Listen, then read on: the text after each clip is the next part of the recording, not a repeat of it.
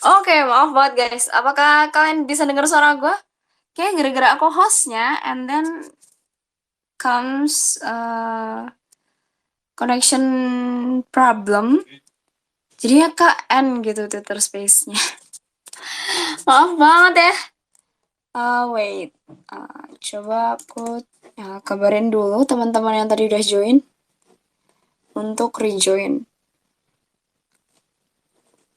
Oke, silakan request to speak lagi karena Kak Feli, Kak Bayu. Aku kabarin dulu.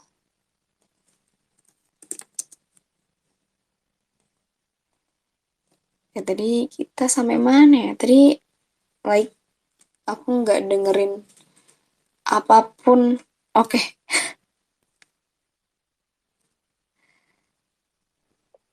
Tadi Kak Oh, Bayu lagi ngomong tuh, lagi ngejelasin maaf gitu. banget. Parah banget deh itu nggak dimatiin. Waduh, aku nggak matiin tiba-tiba ke N nih. Kayaknya gue emang perlu co-host. Jadi Kak Bayu gue jadiin co-host aja ya Kak Bayu. Biar gak mati waktu gue reconnecting ya. Oke, oke. Boleh, boleh dilanjut guys. Tadi saya mana? Gue gak dengar Halo, apapun soalnya. halo. Halo Kak Bayu. Maaf ya Udah, Kak Bayu. udah aman ya? Aman, aman. Oke, Oke. boleh. Tadi kita saya mana ya? Kalau di space-nya sih tadi aku lagi ngomong, tadi penjelasan Kahana udah selesai. Tapi Oh, nggak tahu kalau Kak Debi sendiri, apakah udah nyampe ke penjelasanku atau masih di penjelasan Kahana tadi? hilang. Hilang kayak Kak. Udah Oh, hilang semua. Kayaknya Kak Bayu bisa lanjut aja deh Kak Bayu. Ini Lanjut emang aja dia Kak Bayu, nggak apa-apa. Aku masalah dengerin dulu sampai masalah selesai. koneksi nih kayaknya. oke, Iya. oke. Tadi mendengar penjelasan dari Kahana gitu, aku jadi keingetan satu hal lagi yang aku mau tambahkan gitu. Tadi kan aku sempat menyinggung juga soal apa namanya, Gilang ini kebanyakan memendam sepertinya. Gilang ini mungkin sebagai laki-laki dituntut untuk menyelesaikan semuanya sendiri, mungkin dituntut untuk lebih tertutup dan lebih mandiri untuk penyelesaian masalahnya gitu. Apalagi dari nama orang tuanya pun kalau nggak salah ayahnya pun bukan orang sembarangan gitu. Biasanya suka ada gitu ya, walaupun nggak selalu gitu, suka ada memang orang-orang yang memang punya jabatan, orang besar atau apa, posisi sebagai ayah gitu kan, dia suka menanamkan hal-hal seperti itu juga sama anak laki-lakinya gitu. Jadi asumsiku ke sana gitu. Dan di sini tanpa aku bermaksud mengkerdilkan atau menyepelekan keluhannya Ambar, karena aku bisa mengerti juga gitu masalahnya Ambar seperti apa, keresahannya Ambar itu kenapa gitu, dan memang ada campur tangan Gilang yang salah juga di sini gitu. Tapi dalam film ini pun diperlihatkan Ambar itu masih punya teman curhat, masih punya sahabatnya itu yang nemenin mereka dari awal film kali ya udah muncul kan, terus nemenin juga waktu nonton bola kan gitu, waktu anak perempuannya lagi tanding itu. Dan sementara kalau Gilang sendiri di sini aku tidak melihat dia punya kedekatan sama siapapun gitu. Aku berasumsi memang dalam dunia laki-laki seumuran Gilang itu ya sama sekali nggak ada tempat untuk cerita gitu. Jadi kalau dia nggak ada pemikiran untuk lebih terbuka sama seseorang ya mungkin memang sulit untuk menemukan orang yang bisa jadi tempat ceritanya gitu. Dan kebetulan memang ternyata takdir mempertemukan dia dalam suatu kondisi, dalam satu situasi yang akhirnya jadi terus bersama-sama Yuli, di mana Yuli di sini memberikan kehangatan, Yuli ini bisa mencerikan suasana, memberikan jokes-jokes receh yang mungkin jadi pengalihan atas keresahannya gitu.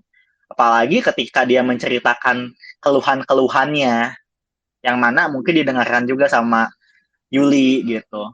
Jadi kalau menurutku di sini kelihatan sekali gitu peran teman curhat ataupun keterbukaan dari orang yang bermasalah itu berdampak seperti apa gitu. Gitu sih Kak Debi. Oke, oke. Jadi emang Gak ada yang salah ya, emang like people just behave how they raise gitu aja sih. And also kalau misalnya dari Gilang, tapi dari sisi nih, dari sisi netral aja, bener nggak sih maksudnya tindakan kita untuk ngobrolin masalah keluarga nih, masalah yang emang agak internal dan agak sensitif ke orang lain gitu. Apakah malah ngebuat masalahnya semakin runyam atau kayak Ambar cerita ke temennya lah. If kalau misal nih emang temennya emang agak ikut campur ya waktu itu ngomongin ke ibunya Ambar. Tapi kalau emang temennya nggak ikut-ikut gitu sebenarnya kan nggak apa-apa gitu. Kalau dari kakak sendiri gimana tuh? Maybe ada yang mau coba jawab duluan? Temennya ikut-ikut gimana, Dep? Yang ini nih, yang Ambar cerita ke temennya nih soal gue kayaknya curiga Yuli sama Gilang selingkuh. Terus cerita tuh ke temennya, temennya ngomongin tuh ke mamanya Ambar. Nah, sebenarnya kan kalau cerita aja nggak apa-apa ya. Maksudnya kalau dari pendapat gue sebagai orang awam gitu yang kayak ya udahlah cerita aja orang maksudnya nggak ada teman lagi buat curhatin isi hati kita gitu. Nah, tapi yang salah kan temennya cerita ke mamanya si Ambar. But, kalau misalnya si temennya nggak cerita, apakah hal itu tetap dianggapnya salah gitu, Kak? Oke. Aku lempar ke Feli dulu deh. Tadi Feli udah open mic soalnya. Iya, iya, Kak Fel. Enggak, soalnya aku sebetulnya emang tadi ada mau ngomong soal itu sih. Kan soalnya tadi Kak Bayu bilang semuanya butuh teman curhat. Cuman masalahnya Mm-mm. aku agak kurang suka karena karakter-karakter di film ini itu begitu mereka denger temennya atau siapanya cerita ke mereka, mereka itu jadi kayak merasa bertanggung jawab untuk ambil tindakan sendiri tanpa persetujuan orang yang cerita gitu loh. Nah, maksudku mungkin dari sisi orang luar dari pernikahan seseorang lah, siapapun itu, maksudnya menurutku kalau emang ada orang yang cerita masalah pernikahannya mereka, menurutku cukup didengerin dan mungkin dikasih saran, dikasih masukan. Tapi kita nggak perlu ikut campur sampai ngasih tahu ke siapanya siapa, terus habis itu jadi makin menyebar beritanya, padahal juga beritanya baru asumsi, belum ada buktinya, tapi kan udah jadi runyam kemana-mana ya. Kayak tadi Debbie bilang, si Ambar cerita ke temannya cerita ke ibunya habis itu nyindir si Gilang, itu kan udah jadi satu masalah sendiri. Terus habis itu juga kayak si Gilang cerita sama ibunya juga jadi nyindir si Ambar, itu kan bikin suasana semuanya serba gak enak kan. Jadi mungkin kalau Jadi ikut menurutku, campur ya. iya menurutku mungkin harus kita pada saat cerita, kita harus bisa pastiin orangnya itu gak ikut campur, dia hanya untuk mendengarkan, dan kalau kasih opini atau masukan boleh, tapi yang menjalankan, yang ngambil tindakan harus balik lagi ke diri kita sendiri. Dan kita pun kalau dengar cerita orang jangan kekepoan gitu loh, jangan kekepoan ikut urus campur, belum tentu yang kita urusin itu malah bukan yang ngebantu, malah bisa bikin tambah runyam. Jadi ya menurutku jadi pendengar sama kasih nasihat, kasih saran, udah stop, that's it gitu loh, sampai di situ aja, nggak usah sampai kemana-mana lagi. Oke, jadi kalau dari Kak Feli sendiri, oke lah, maksudnya curhat ya curhat, maksudnya siapa sih yang nggak pengen curhat gitu, maksudnya curhat kan juga bisa meluapkan emosi gitu. Betul. Tapi jangan sampai we have to make sure the friend, orang yang kita curhatin nggak ikut campur ya Kak, nggak overstep lah, crossing the line gitu. Oke, ya mungkin tadi dari Kak Hana ada tambahan Kak? Aku setuju sama Feli sih. Ini good insight gitu ya. Jadi teman-teman meskipun itu tapi gimana dong, itu teman baik gue gitu kan. Gue mau yang terbaik buat dia, gue mau bantuin dia lebih dari itu gitu kan. Cuma sekedar ngasih saran gitu. Nah, sebetulnya ya sebagai teman baik, gue juga paham perilaku dari si temennya ini gitu ya. Karena gue juga pasti pengen yang terbaik buat teman gue, dan tapi lagi dan lagi nih, kita tuh diingetin gitu sama film ini bahwa gue tahu maksud lo baik, tapi lo lihat kan hasilnya tuh gitu. Jadi lagi dan lagi gitu ya, kita walaupun niat kita baik, tapi tetap perlu konsen dari yang bersangkutan gitu. Karena itu karena bantuan kita itu belum tentu benar-benar membantu orang yang mau kita bantu.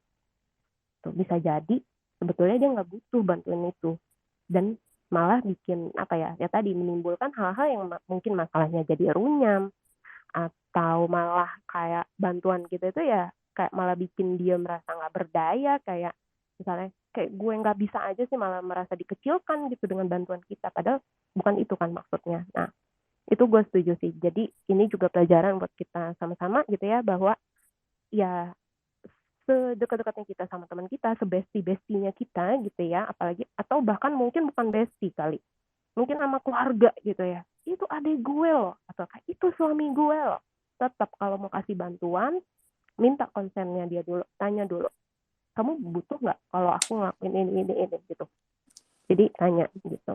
Dengan bertanya seperti itu bukan berarti kayak itu apa ya, maksudnya kitanya jadi kurang membantu, no gitu, itu justru kita menghargai teman kita gitu. Itu sih kalau dari gue. Nah tuh dari Kak Bayu, gimana Kak Bayu? Perlu konsen ya Kak Ane ya. Thank you. Lanjut Kak Bayu.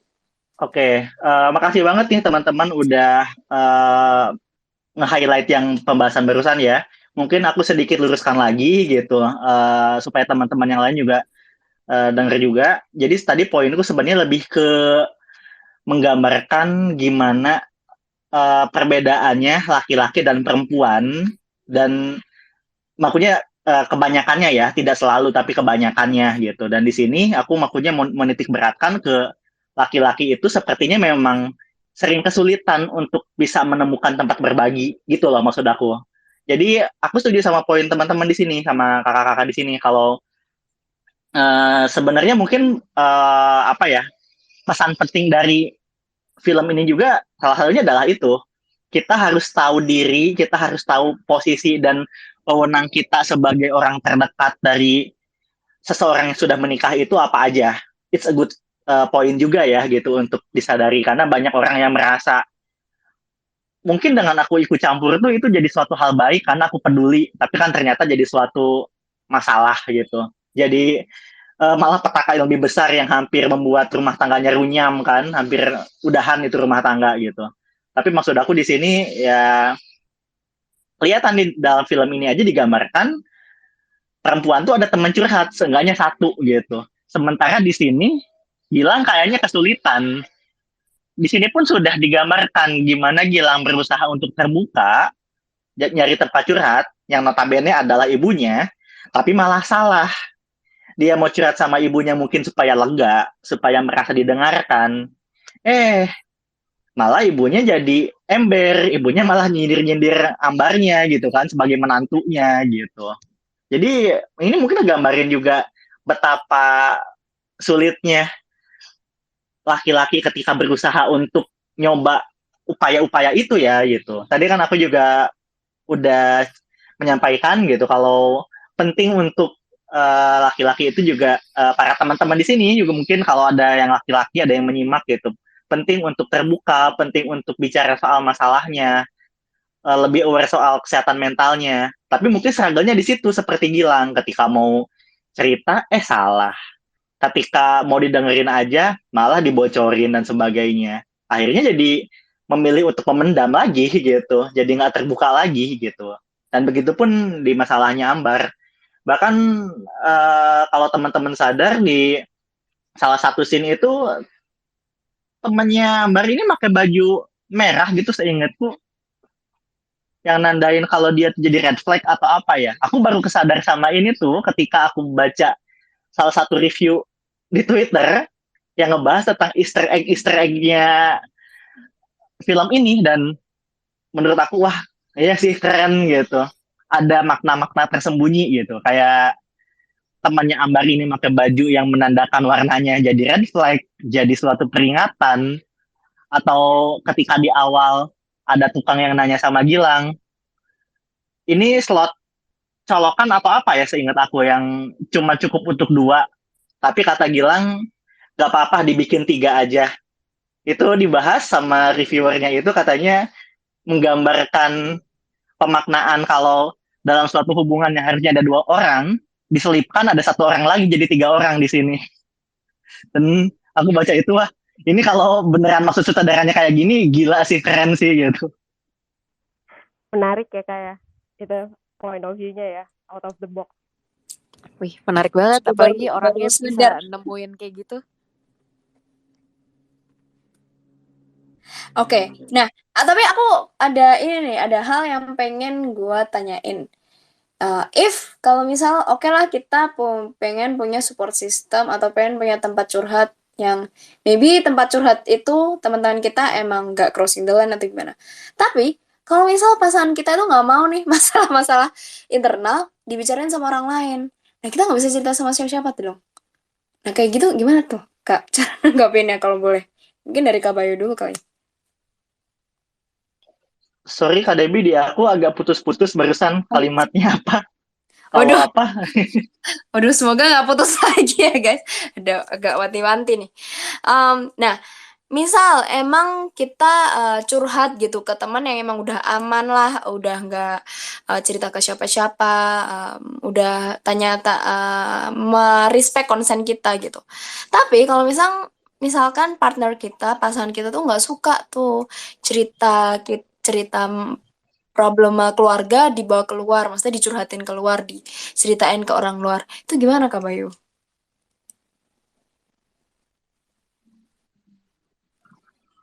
Kak masih putus-putus? Ini cuman di aku atau di Kahana dan Kak Feli juga putus-putus? Boleh yang lain bisa nambahin nih, mungkin dari Kak Bayu dulu kali. Aku jelas sih suaranya Debbie. Oke, jelas ya. Aku juga Oke, jelas. oke. Oke. Sama yang lain dulu berarti koneksi di aku. Oke, mungkin dari Kak Feli dulu, boleh Kak Fel? Sorry, bentar. Aku nggak konsen. Tadi apa pertanyaannya terakhir? Jadi, misal nih, kita udah curhat. nggak mau dibawa keluar. Oke, Oh, baru nggak ya? Iya. Apa namanya? Ini balik lagi sih sebenarnya. Mungkin berdasarkan kesepakatan bersama aja sih kalau menurut aku pribadi ya.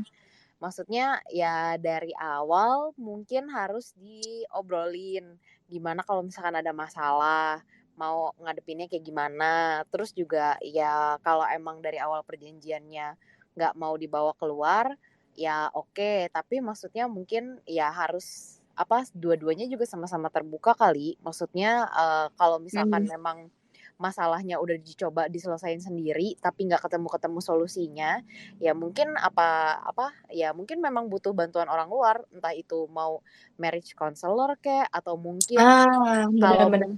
kalau mungkin orang tuanya adalah orang tua yang bijak dalam tanda kutip, maksudnya ya bisa ngasih solusi bukan yang ngomporin atau belain anaknya masing-masing, ya mungkin bisa juga nanya ke orang tua. Cuma ya maksudnya harus dari dua-duanya mungkin tahu dulu kali, maksudnya kalau menurut aku ya ini benar-benar sorry nih disclaimer ya, aku belum nikah jadi tolong dikoreksi kalau misalkan ada salah.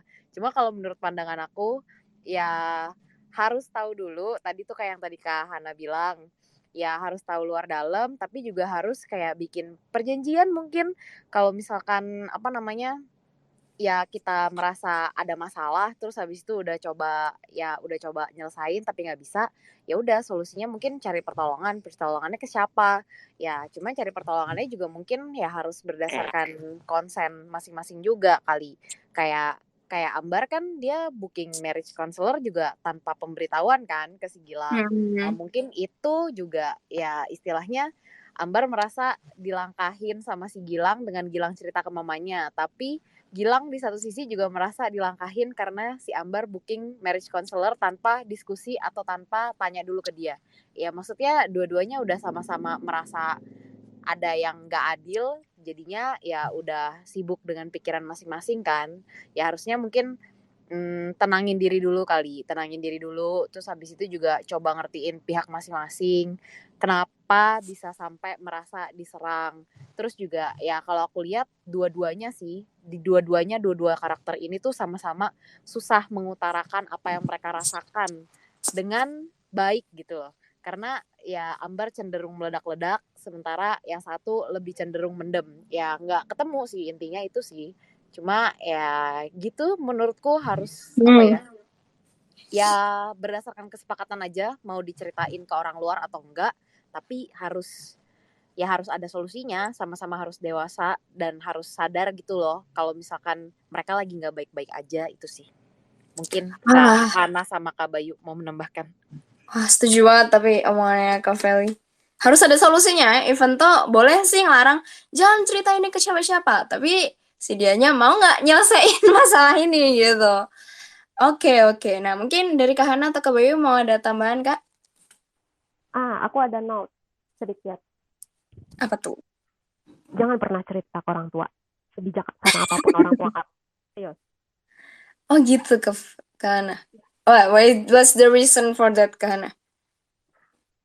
Orang tua tuh apapun ya yang kamu lakuin, pasti dia ujung-ujungnya akan dukung kamu. Susah netral ya? Susah. Karena gimana ya, namanya orang tua. Ya lo aja waktu masih kecil, lo salah nih. Enggak, lo salah misalnya mukul anak orang. Orang tua lo bilang apa? Namanya juga anak kecil. Kan jelas-jelas lo salah mukul anak orang. Misalnya. Ya enggak sih? Nah, apalagi udah dalam konteksnya nih, udah menikah. Itu juga perlu dilihat gitu. Cerita sama orang tua kita. Kayak misalnya nih ya, gue ngeliat nih. Kayak, nah gue juga setuju nih sama tadi omongannya Mas Bayu ya, bahwa si Gilang ini tidak punya tempat untuk curhat gitu kan, tidak punya tempat untuk mengutarakan isi hatinya dia gitu ya. Jadi itu kan lebih berat sebenarnya, karena semua apa yang dia rasain dia pendam sendiri gitu, nggak keluar tuh, nggak ada jalur ekspresinya gitu. Nah itu nah sedangkan ketika dia akhirnya curhat ke ibunya, yang ada bumerang ya kan, yang tadinya dia pikir cuman ini mungkin ibu saya bisa menjadi tempat untuk mengutarakan semua apa yang ada di dalam diri gitu kan ya, unek-unek apa kekesalan, kesedihan semuanya gitu kan, tapi ternyata ibunya juga nggak bisa netral. Itu kan juga sebenarnya warning buat kita, jangan cerita ke orang tua, karena ujung-ujungnya orang tua kamu akan dukung kamu, akan belain kamu. Apalagi nih kalau kalian udah nikah nih, atau yang belum nikah, nanti lihat deh di di hubungan kalian dengan orang tua dan dengan mertua itu gimana gitu ya. Kalau udah ada bibit-bibit kayaknya nih orang tua gue rada-rada nih sama pasangan gue nih, misalnya gitu ya, ada rasa-rasa nggak suka nih, pasangan gue salah dikit udah jadi bahan omongan nih di orang tua, red flag deh lo cerita apapun tentang isi dari rumah tangga lo. Karena lo spill dikit nih, orang tua udah pasti akan belain lo. Karena apa? Karena dia tuh ada sisi yang gak sukanya dari pasangan lo gitu. Jadi menurut gue jangan lah ya, mau cerita sih saya mau cerita ke siapa dong gitu kan, sama orang tua gak boleh, sama temen juga better not sebenarnya ya sebenarnya kalau masalah-masalah gitu sebenarnya jangan cerita ke orang tua, cerita cerita ke pasangan gitu kan. Kadang ya gue aja kesel sama pasangan gue, aku jadi ingat lagi nih, aku ngutip lagi ya, seingatku ya, Mas Indra ngomong gini nih, kamu kesel gitu ya, kamu journaling aja, kamu tulis deh tuh di buku diary kamu gitu ya, semua perasaan kamu tuh, apa yang kamu rasain pada saat itu juga kamu tulis tuh semua. Kamu mau berkata kasar gitu ya, mau maki-maki gitu kan, mau apa, sedih banget apa segala macam, ya Allah nggak kuat lagi, apa mau ngomong apa, tulis semuanya.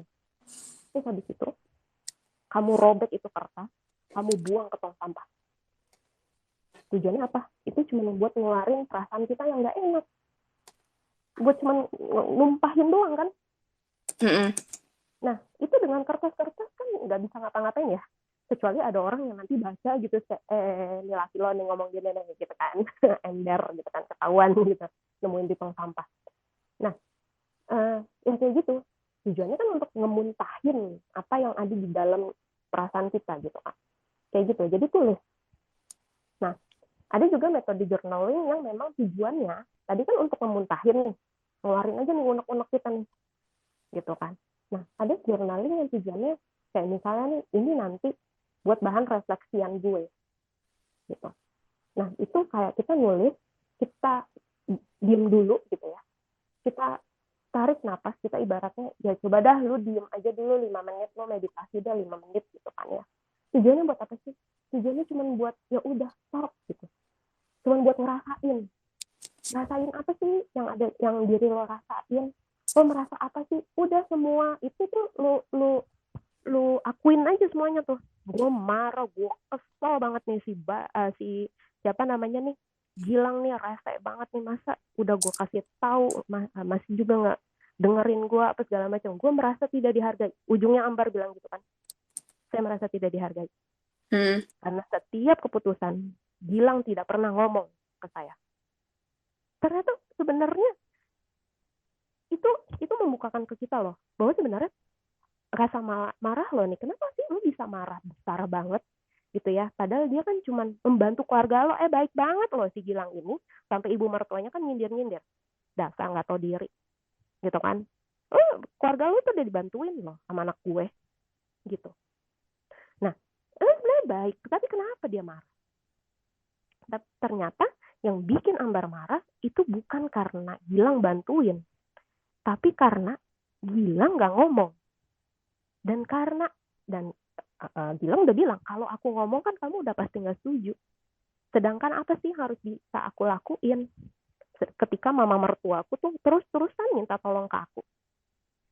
Ya pasti aku bantu, gitu kan. Nah, kalau kamu nggak bisa regulasi emosi dengan, at least caranya paling gampang adalah ya udah lu diem aja, lu diam, lu tenangin diri lo rasain apa sih yang ada di dalam diri lo. Oh ya, gue ngerasa dada gue bergejolak, gue ngerasa marah banget sampai misalnya tangan gue gemeteran gitu ya. Oke, ya udah dirasain, diterima aja semua, di embrace dulu gitu. Terus nanti and then lu bisa telaah lagi dengan journaling kan. Terus akhirnya keluar tuh pas ngobrol sama marriage counselor, si Ambar bilang, karena gue nggak ngerasa dihargain. Jadi itu masalahnya, karena lu merasa tidak dihargai karena sikapnya Gilang, cara-caranya Gilang itu merasa bahwa kok gue nggak dianggap ya di dalam keluarga ini, kok dia mutusin apa-apa dalam keluarga ini semaunya dia ya. Nah itu kan akarnya. Jadi gitu, kita harus bisa tuh ngegalinya tuh ke dalam diri. Nah itu tuh mesti latihan lagi teman-teman. Makanya kita perlu melatih yang namanya self awareness gitu. Paham dulu nih, kenal dulu sama diri. Cara tergampangnya menurut gue dengan itu ya, ketika lu marah lu diam, ketika lu seneng lu diam, lu rasain gitu. Coba deh rasain dan validasi emosi-emosi yang ada di dalam diri kita kayak gitu. Nanti kalau misalnya untuk lebih lanjutnya, lu bisa kan journaling, itu tulis ntar dari situ ya udah nggak apa-apa, udah stop gitu ya, baru dibaca tuh kayak baru besoknya atau 2 hari lagi atau 3 hari lagi gitu. Nah ini journaling yang fungsinya untuk refleksi ya, terus dibaca lagi tujuannya buat apa? Oh ternyata aku tuh merasa begini ya, aku tuh merasa gitu ya, oke.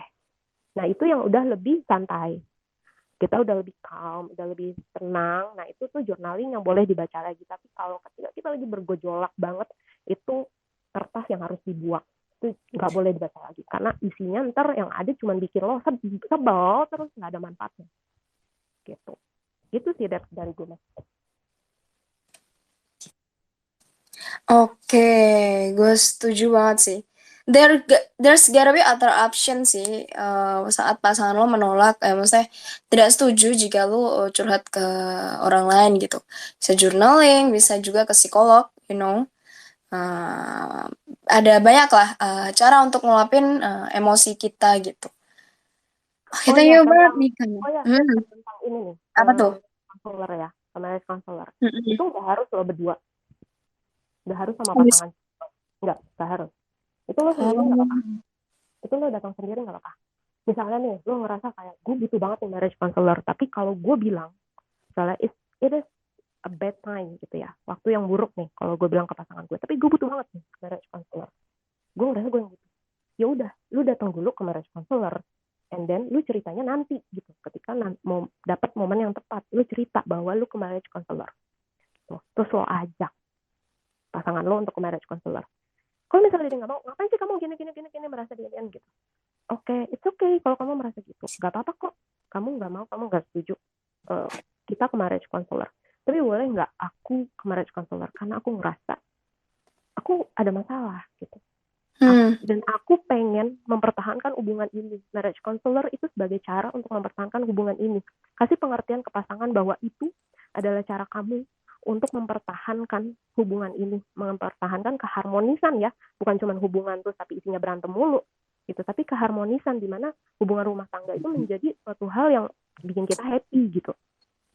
Kasih pengertian itu gitu, sehingga nanti pasangan ya udah sana aja kalau lo ngerasa butuh, nah gitu, dapat restunya nih gitu, ibaratnya dapat izinnya, itu nggak apa-apa banget gitu. Ntar kalau misalnya kalau dia udah setuju gitu ya untuk ke marriage counselor gitu kan, dia oke, ya udah bisa datang barengan. Tapi kalau nggak oke ya nggak apa-apa sih kamu datang sendirian terus.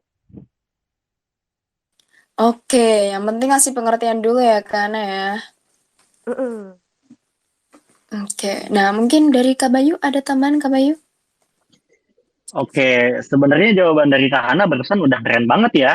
Udah cukup lengkap dan banyak ngasih insight gitu. Mungkin aku dikit aja rangkum dari Kak Feli dan Kak Hana juga yang tadi udah nyampein duluan.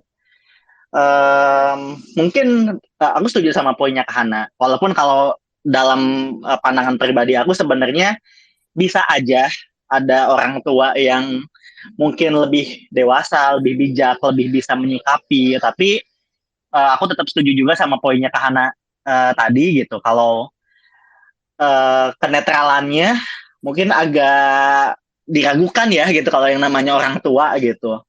Karena sangat besar kemungkinannya untuk lebih cenderung membela anaknya atau di pihak anaknya. Mungkin untuk menghindari itu, kalau dirasa tidak bisa membantu, mungkin lebih baik, kalau menurut aku lebih baik ke temen atau ke pihak yang memang mengenal dua-duanya. Jadi bukan orang tua, bukan keluarga, tapi memang yang kedekatan kedua belah pihaknya itu sama, antara sama-sama nggak deket atau sama-sama deket, sama-sama tahu gitu loh, supaya bisa memberikan pandangan yang lebih netral. Kalau menurutku kayak gitu. Terus yang keduanya, aku setuju juga soal tadi gitu, soal dikomunikasikan dulu. Mungkin kalau misalkan mau ngambil keputusan mau cerita sama siapa, entah itu dicobain duluan atau ya coba untuk tanya dulu sebelum memulai gitu. Dan tadi aku nangkep kalimat yang Kak Debbie bilang ya tadi tentang omongan-omongan yang jangan-jangan kamu jangan cerita ke ini ya, kamu jangan cerita ke itu ya gitu. Kalau menurutku mungkin penting juga disadari sama orang yang menjalani rumah tangga itu untuk mengubah atau memilih cara penyampaiannya. Mungkin niatnya baik supaya menghindari apa yang terjadi dalam hubungan rumah tangganya Ambar dan Gilang ini ya gitu. Jadi oke, jangan cerita sembarangan keluar gitu. Tapi sekarang di era media sosial, di era masalah relasi itu bukannya diomongin tapi diaduin ke base, bukannya nanya ke pasangan tapi nanya ke manifest. Kayaknya kalau misalkan cuma langsung kamu jangan ini, kamu jangan itu kan agak rawan ya gitu. Bukannya merasa dimengerti tapi malah ya udah deh gue cerita sama orang lain diam-diam aja gitu lewat manifest atau apa gitu. Mungkin lebih baik perhatikan cara komunikasinya. Walaupun mungkin niatnya sama untuk apa untuk mengatakan, untuk mengantisipasi supaya nggak curhat sembarangan, tapi pemilihan katanya itu loh, alih-alih cuman kamu jangan cerita ini, kamu jangan cerita itu, tapi intonasinya lebih halus, pemilihan katanya juga lebih bisa dimengerti, jangan terkesan mengekang atau membatasi gitu, lebih ke apa ya contohnya, misalkan sebelum kamu pikirkan untuk cerita sama orang luar, gimana kalau kita coba komunikasiin dulu. Aku bukan mau membatasi kamu, aku bukan nggak mau ngasih kamu ruang, tapi aku nggak mau nanti ada hal-hal yang kamu tangkap dari orang yang nggak kenal kita semuanya. Kamu cuman dapat omongan dari orang yang hanya tahu sebagian dari kita aja gitu. Atau penyampaiannya, intinya itulah, penyampaiannya bisa dengan penyampaian yang lebih logis juga. Karena sekarang kayaknya apa-apa lebih baik bisa dipahami sama satu sama lain ya gitu. Kalau harus kenapa, kalau jangan juga kenapa gitu loh. Kalau menurut aku gitu sih tambahannya Kak Debi. Oke, menarik, menarik. Jadi emang harus kasih apa sih namanya? Kasih pengertian juga ya Kak ke pasangan kalau misalnya nih curhat ke teman, temannya tuh siapa, lalu kasih gue curhat tuh tentang apa juga, like sedetail itu gitu. Jadi biar pasangan kita tuh tahu nih, oh kita tuh curhat emang gak jelek-jelek kok, emang pengen ngelapin emosi aja gitu. Nah, oke by the way ini pertanyaan terakhir nih, gue pengen tanya untuk penutup sesi Twitter Space kita, gue pengen tanya apa sih pesan dari Kak Bayu, Kak Hana, dan Kak Felicia tentang apa sih yang kita bisa ambil dari pelajaran gitu. Maksudnya apa sih yang kita harus ingat dari film ini yang bisa kita jadiin pelajaran gitu loh di realita kita sekarang kayak gitu. Maybe siapa nih yang mau duluan? Boleh, Aku duluan deh. boleh. Hana, Biar aku mau ngurus band ya? mau cepet selesai. Ya udah, apa sih yang bisa jadi pelajaran? Jadi sebenarnya menurutku semua yang terjadi di Nokta Merah perkawinan itu benar-benar wake up call sih. Gitu. Wake up call buat semuanya ya. Maksudnya buat kita dalam menjalani hubungan rumah tangga, buat kamu yang sudah berumah tangga dan belum berumah tangga, kayak itu adalah suatu hal yang terjadi di Amber dan Gilang, itu adalah suatu hal yang bisa terjadi di siapapun gitu. Dan mungkin banget terjadi di kita gitu. Terus tapi itu pesan bukan cuman untuk apa namanya kita dalam menjalin hubungan sebagai suami istri gitu, tapi juga buat apa namanya kita paham bahwa yang namanya selingkuh itu enggak sesempit pikiran bahwa oh iya ini ada apa nih laki gue emang yang ganjen nih gitu, atau misalnya nih ada cewek nakal nih godain laki gue. Enggak sesimpel itu gitu.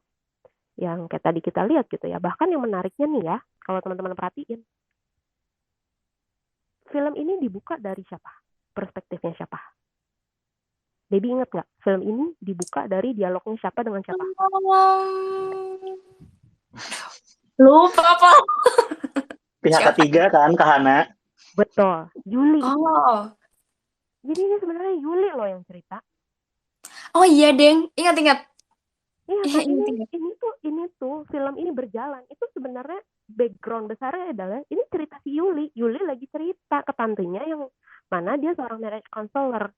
Dia cerita kisah percintaannya dia kan, yang gue ngerasa gue jatuh cinta sama orang yang salah gitu kan. Gak seharusnya nih gue suka sama dia gitu.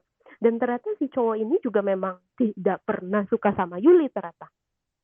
Ya mungkin ya apa ada merasa nyaman dan lain sebagainya macamnya, tapi at the end dia bilang aku my wife is my world gitu kan.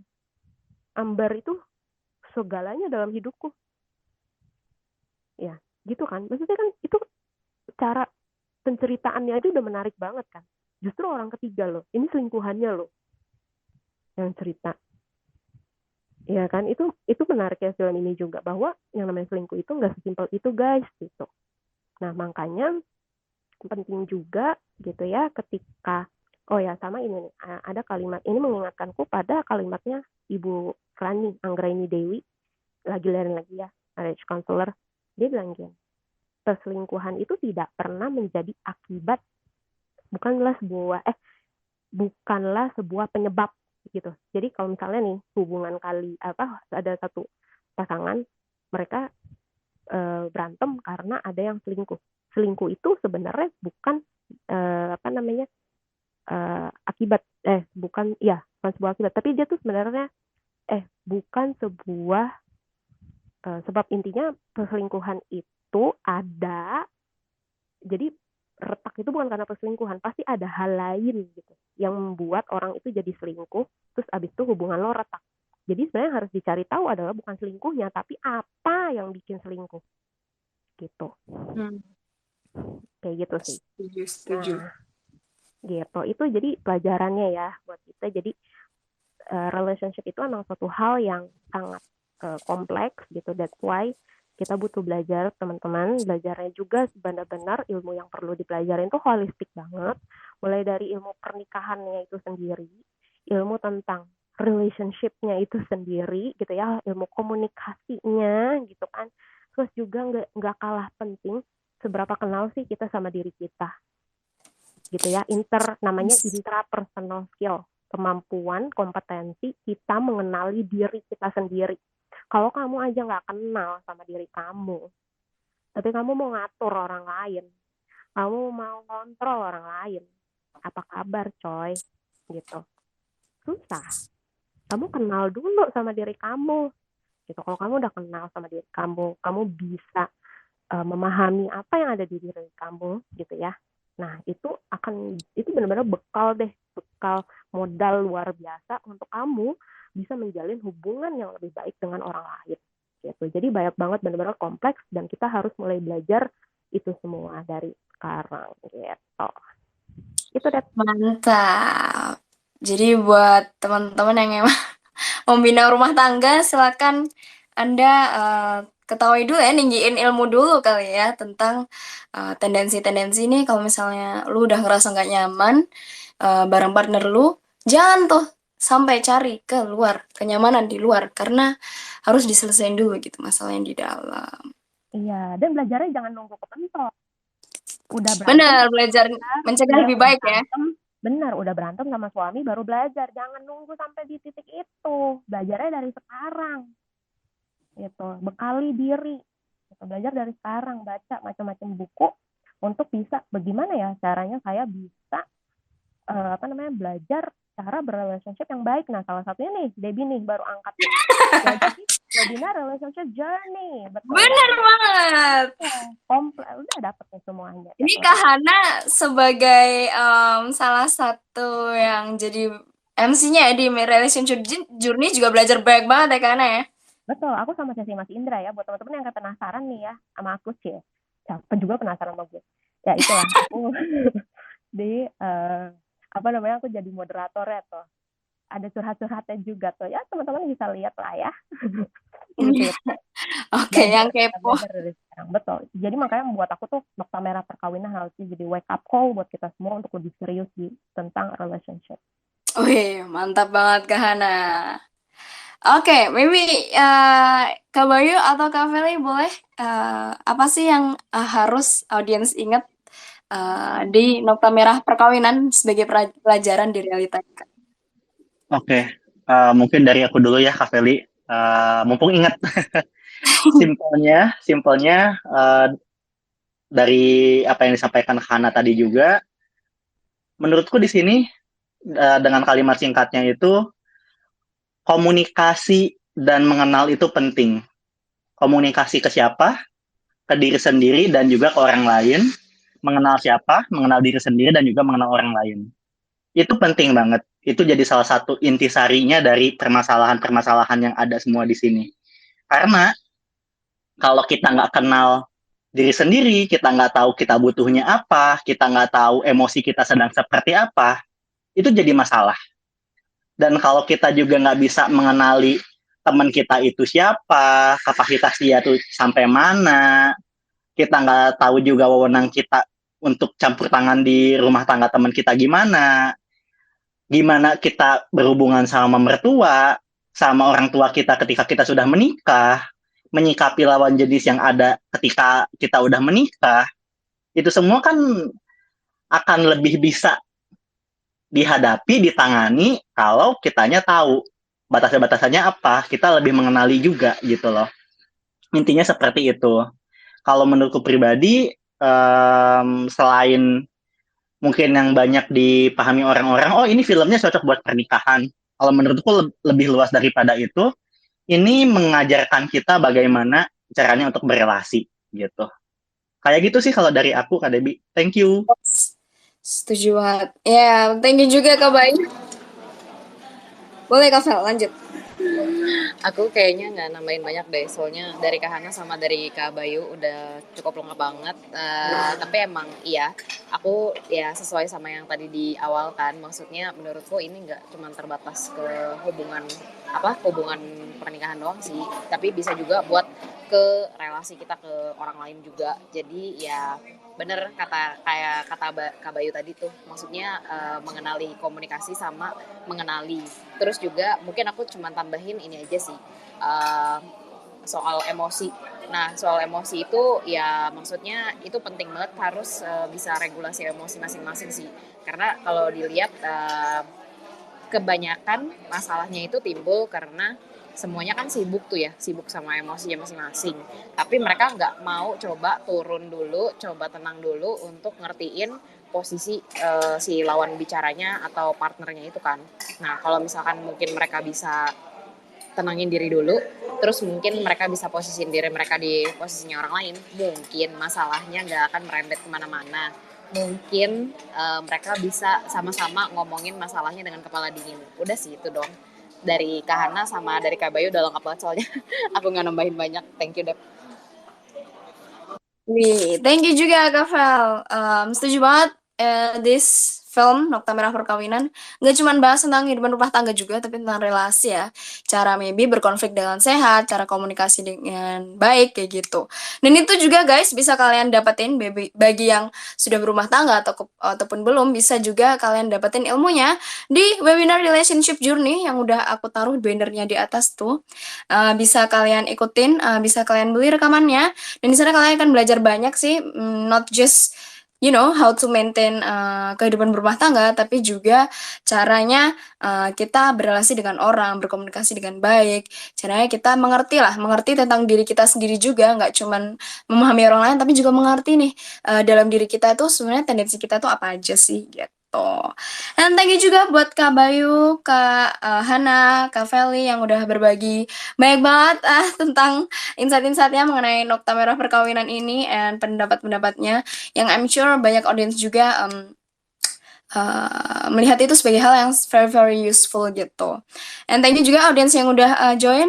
Betul ya guys, kalau misalnya kalian butuh support system, butuh tempat curhat nih ya, kayak si Gilang yang malah yang salah tempat curhat, atau si Ambar juga yang salah tempat curhat, bisa kalian juga curhat di pihak ketiga nih yang maybe nggak kenal gitu siapa kalian, yang stranger but fun.